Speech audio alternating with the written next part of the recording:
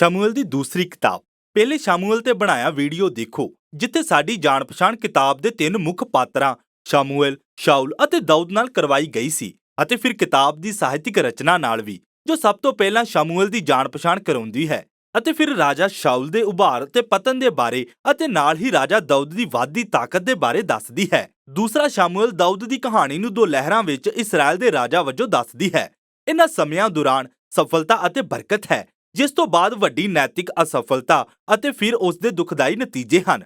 ਅਤੇ ਫਿਰ ਕਿਤਾਬ ਇੱਕ ਚੰਗੇ ਸਿੱਟੇ ਨਾਲ ਖਤਮ ਹੁੰਦੀ ਹੈ, ਜੋ ਦਾਊਦ ਦੇ ਜੀਵਨ ਨਾਲ ਹੋਏ ਚੰਗੇ ਅਤੇ ਬੁਰੇ ਨੂੰ ਫਿਰ ਤੋਂ ਦਰਸਾਉਂਦੀ ਹੈ ਅਤੇ ਭਵਿੱਖ ਦੇ ਰਾਜਾ ਦੇ ਆਉਣ ਦੀ ਆਸ ਪੈਦਾ ਕਰਦੀ ਹੈ। ਇਸ ਪ੍ਰਕਾਰ ਦੂਸਰੇ ਸ਼ਮੂਏਲ ਦੀ ਕਹਾਣੀ ਸ਼ਾਉਲ ਦੀ ਮੌਤ ਤੋਂ ਬਾਅਦ ਆਰੰਭ ਹੁੰਦੀ ਹੈ, ਅਤੇ ਦਾਊਦ ਇਸ ਲੰਬੀ ਕਵਿਤਾ ਨੂੰ ਲਿਖ ਕੇ ਸਭ ਨੂੰ ਹੈਰਾਨ ਕਰ ਦਿੰਦਾ ਹੈ, ਜਿੱਥੇ ਉਹ ਉਸ ਵਿਅਕਤੀ ਦੀ ਮੌਤ ਤੇ ਅਫਸੋਸ ਕਰਦਾ ਹੈ ਜਿਸ ਨੇ ਉਸ ਨੂੰ ਮਾਰਨ ਦੀ ਕੋਸ਼ਿਸ਼ ਕੀਤੀ ਸੀ। ਅਤੇ ਇੱਥੇ ਇੱਕ ਵਾਰ ਫਿਰ ਲੇਖਕ ਦਾਊਦ ਦੀ ਹਲੀਮੀ ਅਤੇ ਦਇਆ ਨੂੰ ਦਿਖਾਉਂਦਾ ਹੈ। ਉਹ ਇੱਕ ਇਸ ਤਰ੍ਹਾਂ ਦਾ ਇਨਸਾਨ ਹੈ ਜੋ ਆਪਣੇ ਦੁਸ਼ਮਣਾਂ ਦੀ ਮੌਤ ਤੇ ਵੀ ਦੁੱਖ ਪ੍ਰਗਟ ਕਰਦਾ ਹੈ। ਇਸ ਤੋਂ ਬਾਅਦ ਦਾਊਦ ਲਗਾਤਾਰ ਸਫਲਤਾ ਅਤੇ ਪਰਮੇਸ਼ਵਰ ਦੀ ਬਰਕਤ ਦਾ ਅਨੁਭਵ ਕਰਦਾ ਹੈ।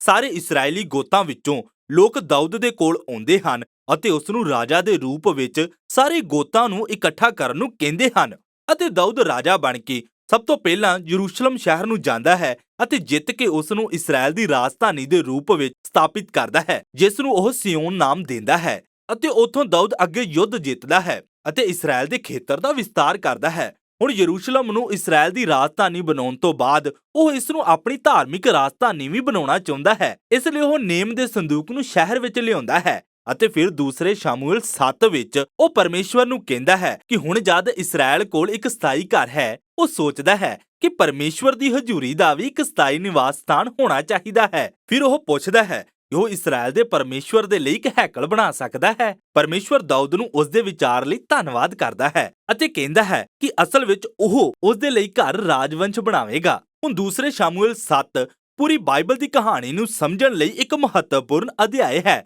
ਕਿਉਂਕਿ ਪਰਮੇਸ਼ਵਰ ਇੱਥੇ ਦਾਊਦ ਨਾਲ ਇੱਕ ਵਾਅਦਾ ਕਰਦਾ ਹੈ ਕਿ ਉਸ ਦੇ ਰਾਜਵੰਸ਼ ਤੋਂ ਭਵਿੱਖ ਦਾ ਰਾਜਾ ਆਵੇਗਾ, ਜੋ ਸੰਸਾਰ ਤੇ ਪਰਮੇਸ਼ਵਰ ਦੀ ਹੈਕਲ ਦਾ ਨਿਰਮਾਣ ਕਰੇਗਾ ਅਤੇ ਇੱਕ ਅਨੰਤ ਰਾਜ ਦੀ ਸਥਾਪਨਾ ਕਰੇਗਾ। ਅਤੇ ਦਾਊਦ ਦੇ ਲਈ ਇਹ ਇੱਕ ਮਸੀਹ ਸੰਬੰਧਿਤ ਵਾਅਦਾ ਹੈ, ਜੋ ਇੱਥੋਂ ਲੈ ਕੇ ਜ਼ਬੂਰਾਂ ਅਤੇ ਨਬੀਆਂ ਦੀਆਂ ਕਿਤਾਬਾਂ ਵਿੱਚ ਵੀ ਵਿਕਸਿਤ ਹੁੰਦਾ ਹੈ। ਅਤੇ ਇਹੀ ਰਾਜਾ ਹੈ ਜੋ ਅਬਰਾਹਮ ਦੇ ਨਾਲ ਪਰਮੇਸ਼ਵਰ ਦੇ ਵਾਅਦੇ ਨਾਲ ਜੁੜਿਆ ਹੋਇਆ ਹੈ। ਭਵਿੱਖ ਦੇ ਮਸੀਹ ਦਾ ਰਾਜ ਇਸ ਤਰ੍ਹਾਂ ਦਾ ਹੋਵੇਗਾ ਜਿਸ ਵਿੱਚ ਪਰਮੇਸ਼ਵਰ ਸਭ ਜਾਤੀਆਂ ਤੇ ਬਰਕਤ ਲੈ ਕੇ ਆਵੇਗਾ।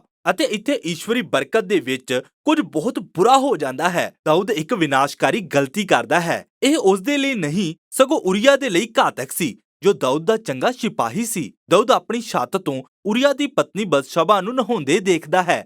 ਦਾਊਦ ਉਸ ਨੂੰ ਬੁਲਾਉਂਦਾ ਹੈ ਅਤੇ ਉਸ ਦੇ ਨਾਲ ਸੌਂਦਾ ਹੈ ਅਤੇ ਉਸ ਨੂੰ ਗਰਭਵਤੀ ਕਰ ਦਿੰਦਾ ਹੈ। ਅਤੇ ਫਿਰ ਉਹ ਉਰੀਆ ਦੀ ਹੱਤਿਆ ਕਰਕੇ ਅਤੇ ਬਤਸ਼ਬਾ ਨਾਲ ਵਿਆਹ ਕਰਵਾ ਕੇ ਉਹ ਪੂਰੀ ਘਟਨਾ ਨੂੰ ਛੁਪਾਉਣ ਦੀ ਕੋਸ਼ਿਸ਼ ਕਰਦਾ ਹੈ। ਇਹ ਬਹੁਤ ਬੁਰਾ ਹੈ।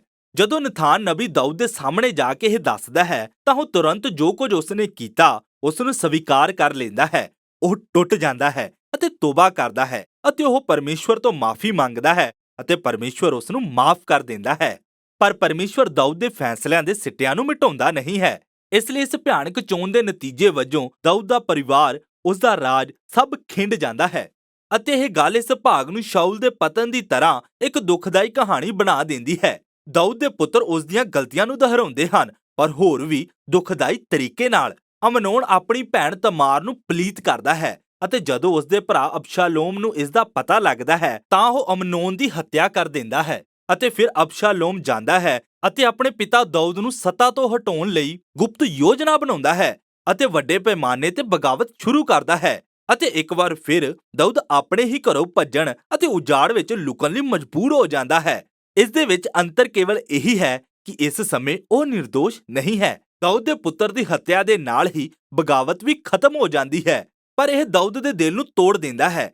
ਅਤੇ ਇੱਕ ਵਾਰ ਫਿਰ ਉਹ ਉਸ ਵਿਅਕਤੀ ਦੀ ਮੌਤ ਤੇ ਵਿਰਲਾਪ ਕਰਦਾ ਹੈ ਜਿਸ ਨੇ ਉਸ ਨੂੰ ਮਾਰਨ ਦੀ ਕੋਸ਼ਿਸ਼ ਕੀਤੀ ਸੀ। ਦਾਊਦ ਦੇ ਅੰਤਿਮ ਦਿਨਾਂ ਵਿੱਚ ਉਹ ਫਿਰ ਤੋਂ ਆਪਣਾ ਸਿੰਘਾਸਨ ਵਾਪਿਸ ਪ੍ਰਾਪਤ ਕਰਦਾ ਹੈ, ਪਰ ਇੱਕ ਟੁੱਟੇ ਹੋਏ ਇਨਸਾਨ ਦੇ ਰੂਪ ਵਿੱਚ। ਉਹ ਆਪਣੇ ਪਾਪ ਦੇ ਦੁਖਦਾਈ ਨਤੀਜਿਆਂ ਤੋਂ ਘਾਇਲ ਸੀ। ਕਿਤਾਬ ਇਸ ਤਰ੍ਹਾਂ ਦੀਆਂ ਕਹਾਣੀਆਂ ਦੇ ਇੱਕ ਚੰਗੇ ਉਪਸਾਰ ਨਾਲ ਸਮਾਪਤ ਹੁੰਦੀ ਹੈ, ਜੋ ਸਮੇਂ ਦੀ ਤਰਤੀਬ ਅਨੁਸਾਰ ਨਹੀਂ ਹਨ, ਪਰ ਅਸਲ ਵਿੱਚ ਇੱਕ ਚੰਗੀ ਸਾਹਿਤਿਕ ਰਚਨਾ ਹੈ। ਬਾਹਰੀ ਦੋ ਕਹਾਣੀਆਂ ਦਾਊਦ ਦੇ ਆਰੰਭਿਕ ਸ਼ਾਸਨ ਕਾਲ ਤੋਂ ਹਨ। ਉਹ ਸ਼ਾਉਲ ਅਤੇ ਫਿਰ ਦਾਊਦ ਦੀਆਂ ਅਸਫਲਤਾਵਾਂ ਦੀ ਤੁਲਨਾ ਕਰਦੀਆਂ ਹਨ ਅਤੇ ਕਿਸ ਤਰ੍ਹਾਂ ਦੋਵਾਂ ਨੇ ਆਪਣੇ ਬੁਰੇ ਫੈਸਲਿਆਂ ਦੇ ਕਾਰਨ ਹੋਰਨਾਂ ਲੋਕਾਂ ਨੂੰ ਦੁੱਖ ਪਹੁੰਚਾਇਆ ਸੀ। ਇਸ ਤੋਂ ਬਾਅਦ ਅੰਦਰੂਨੀ ਦੋ ਕਹਾਣੀਆਂ ਹਨ ਜੋ ਦਾਊਦ ਅਤੇ ਉਸ ਦੇ ਸ਼ਕਤੀਸ਼ਾਲੀ ਸੈਨਿਕ ਦਲ ਦੇ ਬਾਰੇ ਹੈ ਜੋ ਫਿਲਿਸਤੀਆਂ ਨਾਲ ਲੜਨ ਨੂੰ ਜਾਂਦੇ ਹਨ। ਦਿਲਚਸਪ ਗੱਲ ਇਹ ਹੈ ਕਿ ਇਹ ਦੋਵੇਂ ਭਾਗ ਯੁੱਧ ਵਿੱਚ ਦਾਊਦ ਦੀ ਕਮਜ਼ੋਰੀ ਦੀ ਕਹਾਣੀ ਹੈ ਅਤੇ ਜੇਤੂ ਦਾਊਦ ਦੇ ਵਿਰੋਧਾਭਾਸ ਅਧਿਆਇ 1 ਤੋਂ 9 ਵਿੱਚ ਅਸੀਂ ਇੱਕ ਕਮਜ਼ੋਰ ਦਾਊਦ ਦੇਖਦੇ ਹਾਂ ਜੋ ਮਦਦ ਲਈ ਦੂਸਰਿਆਂ ਤੇ ਨਿਰਭਰ ਹੈ। ਉਪਸਾਰ ਦੇ ਕੇਂਦਰ ਵਿੱਚ ਦੋ ਕਵਿਤਾਵਾਂ ਹਨ ਜੋ ਯਾਦਾਂ ਵਾਂਗ ਕੰਮ ਕਰਦੀਆਂ ਹਨ, ਜਿੱਥੇ ਦਾਊਦ ਫਿਰ ਆਪਣੇ ਜੀਵਨ ਤੇ ਵਿਚਾਰ ਕਰਦਾ ਹੈ ਅਤੇ ਉਹਨਾਂ ਸਮਿਆਂ ਨੂੰ ਯਾਦ ਕਰਦਾ ਹੈ ਜਦੋਂ ਪਰਮੇਸ਼ਵਰ ਨੇ ਕਿਰਪਾ ਕਰਕੇ ਉਸ ਨੂੰ ਖਤਰੇ ਤੋਂ ਬਚਾਇਆ ਸੀ ਅਤੇ ਉਹ ਇਹਨਾਂ ਨੂੰ ਉਹਨਾਂ ਪਲਾਂ ਵਾਂਗ ਦੇਖਦਾ ਹੈ ਜਿੱਥੇ ਪਰਮੇਸ਼ਵਰ ਉਸ ਨਾਲ ਅਤੇ ਉਸ ਦੇ ਪਰਿਵਾਰ ਦੇ ਨਾਲ ਆਪਣੇ ਨੇਮ ਦੇ ਪ੍ਰਤੀ ਵਿਸ਼ਵਾਸਯੋਗ ਰਿਹਾ। ਦੋਵੇਂ ਹੀ ਕਵਿਤਾਵਾਂ ਭਵਿੱਖ ਦੇ ਰਾਜੇ ਬਾਰੇ ਪਰਮੇਸ਼ਵਰ ਦੇ ਨੇਮ ਦੀ ਆਸ ਦੇ ਨਾਲ ਸਮਾਪਤ ਹੁੰਦੀਆਂ ਹਨ ਜੋ ਅਨੰਤ ਰਾਜ ਸਥਾਪਿਤ ਕਰੇਗਾ। ਹੁਣ ਇਹ ਕਵਿਤਾਵਾਂ ਅਤੇ ਫਿਰ ਪਰਮੇਸ਼ਵਰ ਦਾ ਨੇਮ ਅਨਾਦਿ ਕਵਿਤਾ ਨਾਲ ਮਿਲ ਜਾਂਦਾ ਹੈ ਜੋ ਕਿਤਾਬ ਦੇ ਆਰੰਭ ਵਿੱਚ ਸੀ ਅਤੇ ਇਸ ਲਈ ਕਿਤਾਬ ਦੀ ਸ਼ੁਰੂਆਤ, ਮੱਧ ਅਤੇ ਫਿਰ ਅੰਤ ਦੇ ਇਹ ਮਹੱਤਵਪੂਰਨ ਭਾਗ ਨੂੰ ਕਿਤਾਬ ਦੇ ਸਭ ਵਿਸ਼ਿਆਂ ਨੂੰ ਇਕਸਾਰ ਲਿਆਉਂਦੇ ਹਨ। ਸ਼ਾਊਲ ਅਤੇ ਦਾਊਦ ਦੀ ਬੁਰਾਈ ਦੇ ਬਾਵਜੂਦ ਪਰਮੇਸ਼ਵਰ ਆਪਣੇ ਛੁਟਕਾਰੇ ਦੇ ਉਦੇਸ਼ ਨੂੰ ਪੂਰਾ ਕਰਨ ਦੇ ਲਈ ਕੰਮ ਕਰਦਾ ਹੈ ਅਤੇ ਪਰਮੇਸ਼ਵਰ ਨੇ ਦਾਊਦ ਅਤੇ ਸ਼ਾਊਲ ਦੇ ਘੁਮੰਡ ਦਾ ਵਿਰੋਧ ਕੀਤਾ, ਪਰ ਜਦੋਂ ਦਾਊਦ ਨੇ ਖੁਦ ਨੂੰ ਹਲੀਮ ਕੀਤਾ ਤਾਂ ਉਸਨੇ ਉਸ ਨੂੰ ਉੱਚਾ ਕੀਤਾ ਅਤੇ ਇਸ ਲਈ ਇਸ ਕਿਤਾਬ ਦੀ ਭਵਿੱਖ ਦੀ ਆਸ ਦਾਊਦ ਤੋਂ ਬਹੁਤ ਦੂਰ ਤੱਕ ਜਾਂਦੀ ਹੈ। ਇਹ ਭਵਿੱਖ ਦੀ ਵੱਲ ਮਸੀਹ ਰਾਜਾ ਦੀ ਵੱਲ ਦੇਖਦੀ ਹੈ ਜੋ ਇੱਕ ਦਿਨ ਪਰਮੇਸ਼ਵਰ ਦੇ ਰਾਜ ਨੂੰ ਲਿਆਵੇਗਾ ਅਤੇ ਸਭ ਕੌਮਾਂ ਨੂੰ ਬਰਕਤ ਦੇਵੇਗਾ। ਅਤੇ ਸ਼ਮੂਏਲ ਦੀ ਕਿਤਾਬ ਦੇ ਬਾਰੇ ਵਿੱਚ ਬਸ ਇੰਨਾ ਹੀ।